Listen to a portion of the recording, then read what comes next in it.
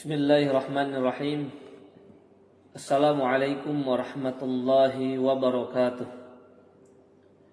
Alhamdulillahi rabbil alamin. Iyyahu na'budu wa iyyahu nasta'in. Al-qail fi kitabihil mubin. Laqad kana lakum fi rasulillahi uswatun hasanah liman kana yarjullaha wal yawmal akhir wa dzakarallaha katsira. Wassalatu wassalamu ala habibina wa syafi'ina wa maulana Muhammadin al-qail fi hadithihi innama bu'istu mu'alliman muyassira wa ala alihi wa ashabihi wa man tabi'ahum bi ihsanin ila yaumiddin, amma ba'. Jamaah Masjid Darussalam yang dimuliakan Allah, yang dicintai Allah Subhanahu wa taala. Pada kajian sirah kita yang berbahagia ini, kita ingin melanjutkan pembahasan tentang hijrahnya Rasul kita mulia Muhammad sallallahu alaihi wasallam. Pada pembahasan yang sebelumnya kita telah menekankan bahwa pelaksanaan hijrah Rasul sallallahu alaihi wasallam tidaklah semudah yang kita bayangkan. Sangat banyak perjuangan-perjuangan yang terlaksana di dalamnya. Sangat banyak pengorbanan yang sangat mendalam dalam pelaksanaannya. Maka lahirlah pahlawan-pahlawan yang sangat mulia pada saat itu dari keluarga Abu Bakar As-Siddiq radhiyallahu anhu. Ada Asma binti Abi Bakar As-Siddiq yang kita kenal dengan Zuni Taqain, orang yang memiliki dua ikat pinggang. Karena memang ketika dia memberikan jaminan makanan 3 hari, untuk 3 hari Rasul sallallahu alaihi wasallam berada di Gua Sur didampingi oleh Abu Bakar As-Siddiq radhiyallahu an, maka Sayyidah Asma membelah ikat pinggangnya menjadi 2. Adapun yang pertama, ikatan yang pertama dia gunakan untuk mengikat makanan yang akan dia bawa.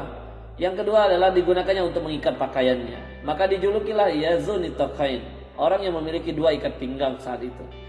Kita juga mengenal ada salah satu sahabat yang bernama Abdullah bin Abi Bakar As-Siddiq, yang saat itu melihat kondisi atau memastikan keamanan kondisi yang ada di sekitar Gua Sur. Begitu juga ada 2 orang yang tidak kalah pentingnya yang dikenal. Yang pertama adalah Amir bin Puraihah.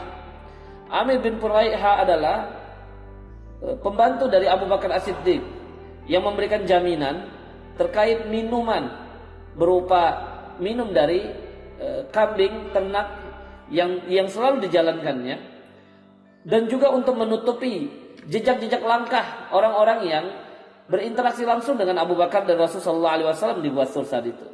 Dan yang terakhir, yang keempat adalah Abdullah bin Uraikid, salah satu orang yang sangat paham jalan-jalan yang ada.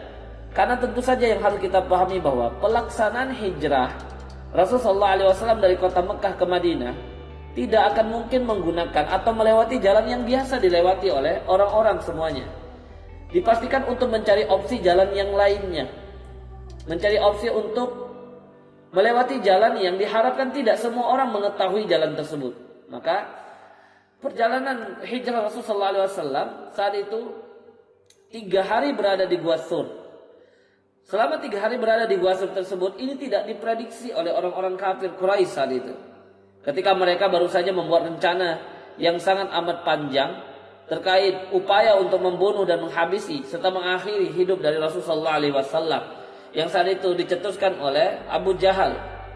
Dalam riwayat yang lainnya adalah diusulkan oleh seorang iblis yang saat itu menyamar menyerupai orang pengembara yang datang ke kota mereka.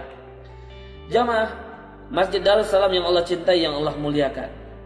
Tetapi pada akhirnya keluarlah Rasulullah SAW, lalu berjalan dari rumahnya menuju Gua Sur. Lalu dari Gua Sur itu berupaya untuk menempuh perjalanan. Setelah 3 hari berada di sana, setelah orang-orang kafir Quraisy putus asa dan mulai tidak menemukan solusi dan jalan untuk mencari keberadaan dari Rasulullah SAW saat itu, maka dalam perjalanannya menuju kota Yathrib atau menuju kota Madinah, hal ini juga mempunyai rintangan yang sangat banyak.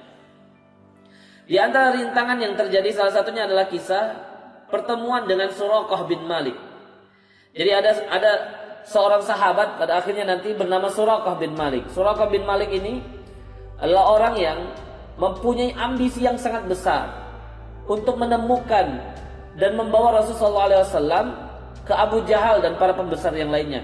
Karena memang Abu Jahal setelah 3 hari mereka berupaya mencari keberadaan Rasul, berupaya untuk mengejar perjalanan Rasulullah SAW yang dianggap melarikan diri saat itu, ya, karena tidak mereka temukan, putus asanya mereka sehingga mereka melakukan sayembara sebagai upaya yang terakhir.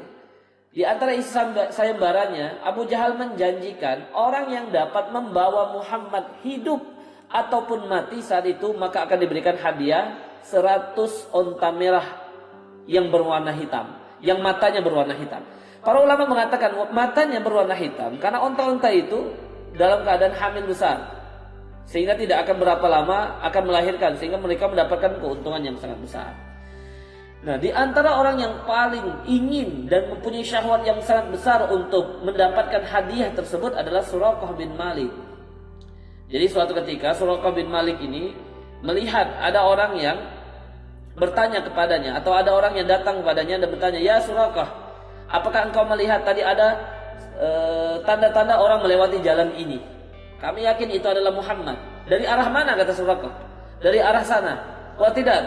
Itu adalah Bani Fulan. Itu adalah kelompok yang lain. Tidak mungkin Muhammad dan sahabatnya lewat sana," kata Suraqah. Padahal Suraqah mengetahui saat itu bahwasanya kemungkinan besar itu adalah Muhammad sallallahu alaihi wasallam. Dan tentu saja adalah Abu Bakar As-Siddiq radhiyallahu an. Tetapi keinginan dari Suraqah untuk mendapatkan hadiah seorang diri sehingga dia tipu orang-orang Arab yang tadinya, sehingga orang-orang Arab tadi diarahkan untuk mencari di jalan yang lainnya, lalu dia kembali ke rumahnya langsung membawa persenjataan, di antaranya adalah tombak dan menunggangi kuda. Lalu dia kejar. Ya, ternyata ketika semakin mendekat kejarannya tersebut, semakin yakin Suraqah kalau itu adalah Muhammad SAW. Mengapa? Karena Suraqah tidak mengenal Nabi Muhammad, tapi dia mengenal Abu Bakar As-Siddiq. Dia mengenal pribadi Abu Bakar As-Siddiq, karena memang Abu Bakar sangat populer di kalangan mereka saat itu. Sehingga diyakini bahwasanya di sana ada orang yang selama ini dicari-cari, yang akan dapat memberikan tebusan hadiah ketika mereka dapat menghadirkan itu Nabi Muhammad SAW kepada pembesar Quraisy. Sehingga semakin mendekat Abu Bakar sangat khawatir saat itu, karena memang dalam riwayat mereka melakukan perjalanan dengan 2 onta yang selama ini telah diurus oleh Abdullah bin Uraiqid. Jadi Abdullah bin Uraiqid ini sebenarnya budak dari Al-As bin Wa'il, salah seorang pembesar Quraisy saat itu. Ya, dan Abdullah bin Uraiqid ini sangat paham jalan-jalan yang ada atau jalan-jalan untuk menuju kota Madinah atau Yathrib saat itu. Maka diriwayatkan onta yang pertama itu dikendarai oleh Nabi Muhammad SAW di bagian depan, dan belakangnya adalah Abu Bakar As-Siddiq radhiyallahu anhu. Sedangkan di onta yang kedua ada Amir bin Puraiha dan Abdullah bin Uraiqid. Sehingga ketika Suraqah bin Malik dengan kudanya tadi semakin mendekat dengan tombaknya yang sudah dia siapkan, maka Abu Bakar berkata kepada Rasul, "Ya Rasul, seseorang mengejar kita." Kekhawatiran Abu Bakar As-Siddiq radhiyallahu anhu dijawab oleh Rasulullah SAW dengan jawaban yang sangat santai. Rasulullah mengatakan, "Semoga Allah menjerumuskan kudanya, atau semoga Allah merobohkan kudanya." Maka seketika itu juga kuda itu yang sebenarnya Suraqah bin Malik mengetahui kondisi jalan-jalan yang ada saat itu, tetapi dia tidak menyangka dan heran, kok bisa di tengah jalan atau jalan yang biasa dia lewati, ternyata jalan itu berlubang yang membuat kudanya terperosok masuk kaki depannya sehingga dia terlempar dan terbanting jauh. Itu selalu terjadi ketika dia mendekati atau ketika dia sudah semakin dekat dengan Nabi Muhammad SAW. Maka setelah robohnya dia itu, orang Arab itu punya tradisi. Di antara tradisinya adalah mengundi sesuatu untuk melakukan urusan atau meninggalkannya. Sehingga dia undi, dia buat semacam undian dengan anak panahnya, Lalu dia memutuskan kalau misalnya anak panahnya ke arah sini berarti dia akan terus mengejar. Kalau anak panahnya ke arah yang lain berarti dia berhenti. Itu sebagai tanda yang tidak baik. Lalu dia undi. Ternyata anak panah tersebut mengarahkan kalau dia harusnya berhenti. Tapi ternyata syahwatnya atau keinginan besarnya untuk mendapatkan harta tebusan tadi membuat dia mengatakan, ini keliru ini. Ini kebiasaan yang bodoh, gitu kira-kira. Sehingga Suraqah bin Malik saat itu kembali terus mengejar. Semakin mendekat untuk perjawaban yang selanjutnya.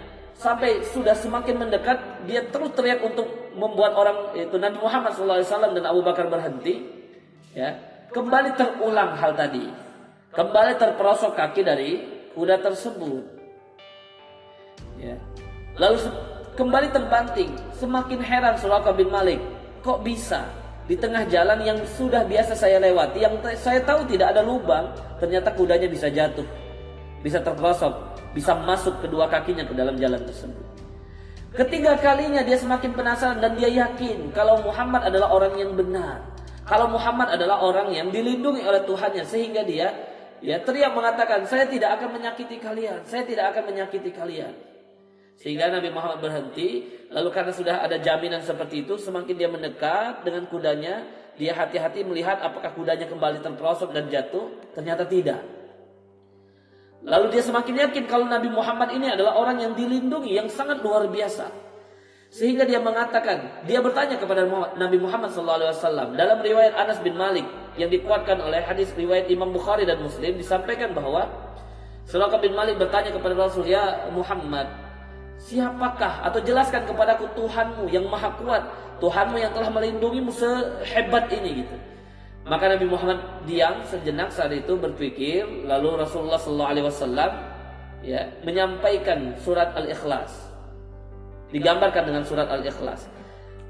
Dalam riwayat lain dikatakan digambarkan dan membacakan surat Asy-Syura ayat 11. Jadi Allah sampaikan dalam surat Asy-Syura ayat 11 yang dibacakan oleh Rasul kepada Suraqah bin Malik, Fatirus samawati wal ard. Tuhanku adalah Allah yang menciptakan langit dan bumi. Ja'ala lakum min anfusikum azwaja. Yang Allah telah menjadikan kalian yaitu manusia berpasang-pasangan dari jenis kalian sendiri, yaitu manusia itu sendiri. Wa minal an'am azwaja. Dan begitu juga hewan ternak dibuat berpasang-pasangan. Yazra'ukum fi, sehingga dibuatlah mereka berkembang biak, bertambah, beranak pinak dengan jalan tersebut, dengan jalan berpasang-pasangan. Lalu Allah tutup dengan penjelasan akan hakikat Allah Subhanahu wa taala. Laisa kamitslihi syai'. Tidak ada satu pun yang serupa dengan Allah Subhanahu wa taala. Wa huwas samiul basir. Dan sesungguhnya Allah Maha mendengar dan Maha melihat. Dibacakanlah hal itu kepada Suraqah bin Malik. Suraqah bin Malik saat itu sangat yakin Nabi Muhammad suatu saat nanti akan menjadi orang yang sangat berpengaruh dan besar. Sehingga dia ingin dibuatkan oleh Nabi Muhammad SAW semacam surat jaminan. Surat jaminan, sehingga ketika dia nanti pada saatnya ingin bertemu dengan Nabi Muhammad SAW, dia dapat bertemu dalam keadaan yang damai. Sehingga saat itu Nabi Muhammad SAW meminta kepada Amir bin Puraihah untuk menulis di atas tulang saat itu, ditulis di atas tulang akan pernyataan jaminan keamanan dari Suraqah bin Malik ketika nanti pada saatnya Suraqah bin Malik ingin bertemu dengan Rasul mulia Muhammad SAW. Lalu Nabi Muhammad mengatakan kepada Suraqah seperti saat itu, ya Suraqah, bagaimana pandanganmu jika saatnya nanti engkau menggunakan gelang-gelang kebesaran Kisra? Raja Kisra itu adalah raja Persia yang sangat dikagumi atau yang sangat diinginkan tanda kekuasaannya oleh Suraqah bin Malik. Jadi Rasulullah sampai mengetahui apa yang diinginkan oleh Suraqah sebenarnya. Sehingga Suraqah mengatakan Kisra bin Hurmuz. Apakah itu Kisra bin Hurmuz, raja Persia yang sangat dikenal sebagai raja yang gagah saat itu? Rasulullah mengatakan iya. Sehingga janji itu ditunggu terus oleh Suraqah bin Malik. Jamaah Masjid Darussalam yang Allah cintai, yang Allah muliakan, pada akhirnya setelah perang Hunain nanti, setelah perang Hunain, apa yang dipikirkan atau apa yang telah diyakini oleh Suraqah bin Malik bahwa Nabi Muhammad SAW pada saatnya nanti akan menjadi pribadi yang sangat amat besar pengaruhnya, maka hal itu tercapai. Setelah perang Hunain, maka ada satu tempat namanya Ji'ranah. Ji'ranah itu dekat Taif saat itu. Suraqah bin Malik berupaya untuk menemui Rasulullah SAW, tetapi terus dihalang-halangi. karena memang dikenal dia sebagai orang yang belum beriman, dikhawatirkan dapat mencelakakan Rasulullah SAW. Tapi dia langsung mengeluarkan surat yang tadinya dibuatkan sebagai jaminan keamanan baginya. Sehingga ketika dibuat surat tersebut pernyataan dari Rasulullah, ya, maka dihadapkanlah kepada Rasul. Ketika dihadapkan kepada Rasul, Rasul memanggilnya, "Ya Suraqah, ayo ke sini. Wahai Suraqah, ayo ke sini. Ini adalah hari yang baik, hari di mana kita akan menepati janji-janji kita semua." Maka saat itu juga Suraqah bin Malik mengatakan kesaksiannya, yaitu untuk menyatakan yashhadu an la ilaha illallah wa anna Muhammadar Rasulullah. Dia bersaksi tidak ada Tuhan selain Allah dan Muhammad adalah utusan Allah. Seketika itu dia masuk Islam. Tapi tidak berapa lama. Dalam riwayat para ulama pakar sirah menyampaikan bahwa sekitar 9 bulan, dalam riwayat yang lain 8 bulan dari Islamnya Suraqah bin Malik, Rasulullah SAW wafat. Tetapi Suraqah bin Malik tetap yakin apa yang dijanjikan oleh Rasulullah SAW terkait dia akan mengenakan gelang kebesaran dari Raja Kisra, Raja Persia. Berarti akan ditundukkan oleh kaum muslimin sehingga dapat mendapatkan harta rampasan tersebut. Maka ditunggunya ketika kepemimpinan khalifah dari Abu Bakar As-Siddiq selama 2 tahun, hal itu belum tercapai. Lalu tibalah pada masa khalifah dari Umar bin Khattab radhiyallahu anhu. Umar bin Khattab saat itu mengirim salah satu sahabat terbaik yang bernama Sa'ad bin Abi Waqqas. Jadi Sa'ad bin Abi Waqqas ini adalah satu di antara 10 sahabat yang dijamin masuk surga, bahkan ketika mereka masih hidup. Sa'ad bin Abi Waqqas ini bahkan Rasulullah SAW ya, memberikan gambaran bahwasanya dialah sebaik-baik ya, ahli pemanah yang pernah ada. Ali bin Abi Thalib radhiyallahu anhu memberikan kesaksian ketika di perang Badar bahwasanya Rasulullah SAW memberikan semacam jaminan tebusan ya, bagi panahan dari atau bagi lemparan panah dari Sa'ad bin Abi Waqqas. Irmi ya Sa'ad, ya, tembakkan atau panahkan wahai Sa'ad. Sehingga Sa'ad bin Abi Waqqas ini terkenal sahabat yang tidak pernah meleset anak panahnya, ketika melakukan peperangan. Maka Umar bin Khattab mempercayakan ya, mengirim pasukan ke Persia saat itu di bawah pimpinan dari Sa'ad bin Abi Waqqas, salah satu sahabat yang sangat luar biasa dalam membela dan berkontribusi untuk mensyiarkan Islam. Ketika sudah berjuangnya Sa'ad bin Abi Waqqas, Sa'ad bin Abi Waqqas radhiyallahu anhu berhasil menundukkan Kisra bin Hurmuz saat itu. Berhasil menaklukkan Persia saat itu. Sehingga ya, mereka mendapatkan harta rampasan perang. Lalu dikirimkanlah harta rampasan perang yang sangat banyak itu. Di antaranya satu ya, adalah kebesaran dari Kisra bin Hurmuz, yaitu pakaiannya, mahkotanya dan gelang dan sebagainya. Ya, dikirimkanlah ke Umar bin Khattab di Madinah.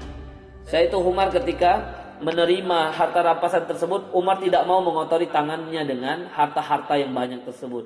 Sehingga Umar menggunakan tongkatnya untuk menggerak-gerakkan harta tersebut. Lalu ketika Umar bin Khattab melihat ada gelang yang menunjukkan tanda kebesaran dari Raja Kisra bin Hurmuz tersebut, ya Umar langsung ingat akan janji Rasulullah SAW dan mengatakan kepada sahabatnya saat itu, ya ambillah gelang tersebut dan berikanlah kepada Suraqah bin Malik. Maka kedua gelang tersebut diberikan kepada Suraqah bin Malik.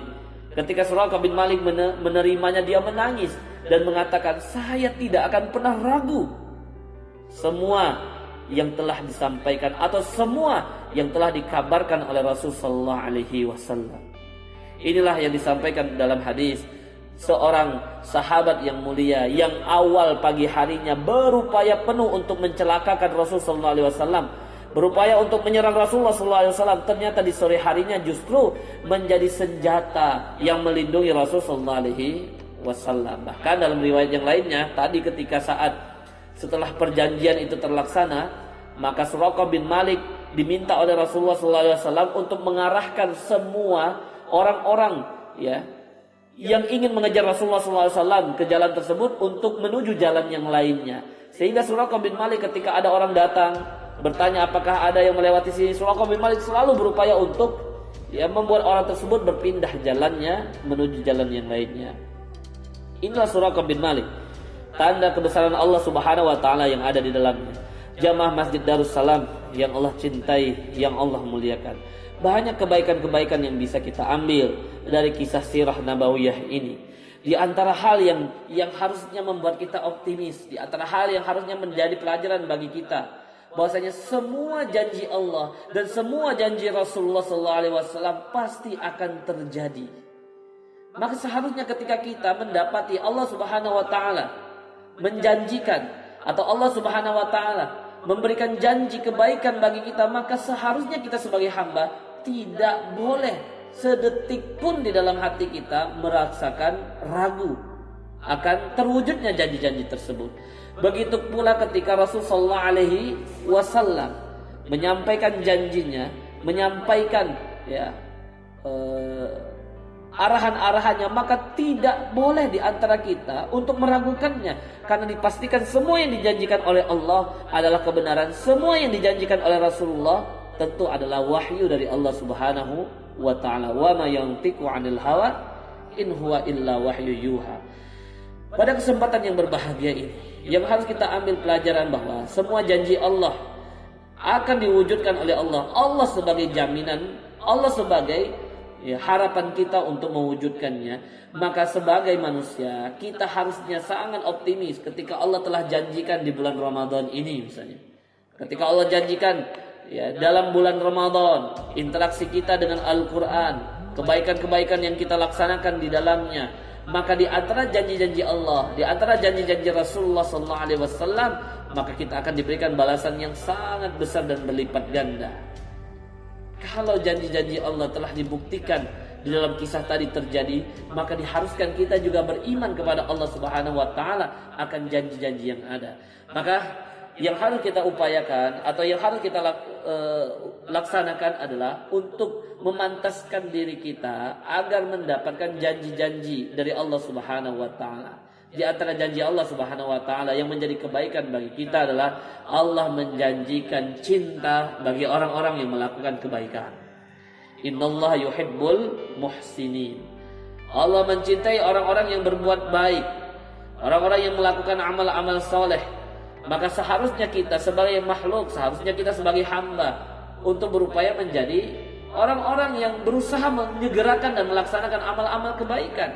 Karena di dalamnya terdapat janji Allah, karena di dalamnya terdapat janji Rasul SAW. Sehingga ketika kita berupaya untuk mewujudkannya, maka yang harus kita yakini bahwasanya kita akan mendapatkan dan dipastikan akan mendapatkan lipatan ganda pahala dari kebaikan-kebaikannya. Adapun hal yang kedua yang dapat kita ambil dari kisah tersebut, dari kisah Suraqah bin Malik, bahwasanya terkadang rencana Allah Subhanahu wa taala justru atau kebaikan dari Allah Subhanahu wa taala justru akan kita sadari ketika kita sudah benar-benar tawakal kepada Allah Subhanahu wa taala. Ketika kita benar-benar sudah merasakan bahwasanya Allah lah satu-satunya yang dapat memberikan pertolongan kepada kita semuanya. Maka pada kesempatan yang berbahagia ini mungkin saja ketika kita merasa pertolongan itu belum tiba, ketika kita merasa keburukan-keburukan ini belum terlewatkan atau belum dapat hilang di antara kita, mungkin saja karena kita belum maksimal berupaya penuh untuk menggantungkan segala urusan kita hanya kepada Allah Subhanahu wa taala. Kita belum maksimal menunjukkan bahwa kita sangat butuh Allah Subhanahu wa taala. Kita sangat bergantung kepada Allah Subhanahu wa taala, sehingga yang menjadi motivasi bagi kita adalah untuk berupaya memperbaiki diri kita, untuk berupaya memperbaiki niat-niat kita, untuk berupaya menjadikan Allah sebagai satu-satunya tujuan kita, sehingga semakin besar kita mengharap kepada Allah Subhanahu wa taala, semakin Allah Subhanahu wa taala akan menyegerakan kebaikan-kebaikan di antara kita. Dan di antara kebaikan yang akan Allah wujudkan adalah Allah hilangkan segala hal yang dapat membuat kita celaka, yang dapat membuat kita sulit untuk beribadah kepadanya. Oleh karena itu, jamaah Masjid Darussalam yang Allah cintai, yang Allah muliakan, kita berupaya untuk mensucikan niat-niat kita, membersihkan hati-hati kita di bulan yang mulia ini, sehingga kita menunjukkan betapa kita sangat butuh pertolongan Allah. Kita sangat tunduk kepada Allah Subhanahu wa taala, sehingga harapannya Allah ampuni segala dosa-dosa kita, Allah angkat wabah ini, Allah bersihkan ini semua, dan kita terlindungi darinya, sehingga kita kembali dapat menikmati hari-hari kita untuk melaksanakan aktivitas-aktivitas, untuk melaksanakan kegiatan-kegiatan yang di dalamnya kita harapkan ada keridhaan Allah Subhanahu wa taala. Itu mungkin kajian sirah kita yang berbahagia ini, insyaallah ya. Pada kesempatan yang selanjutnya kita akan mulai membahas masuknya Rasul atau tibanya Rasul sallallahu alaihi wasallam di kota Madinah Al-Munawwarah atau yang dulu dikenal sebagai kota Yasrib. Allahu a'lam bissawab. Itu yang bisa kita sampaikan pada kesempatan yang berbahagia ini. Semoga kita menjadi hamba-hamba yang semakin mendekatkan diri kepada Rabb-Nya, yaitu Allah Subhanahu wa taala. Semoga kita menjadi hamba-hamba yang mendapatkan syafaat dari Rasul kita, yaitu Nabi Muhammad sallallahu alaihi wasallam. Saya akhiri, wassalamualaikum warahmatullahi wabarakatuh.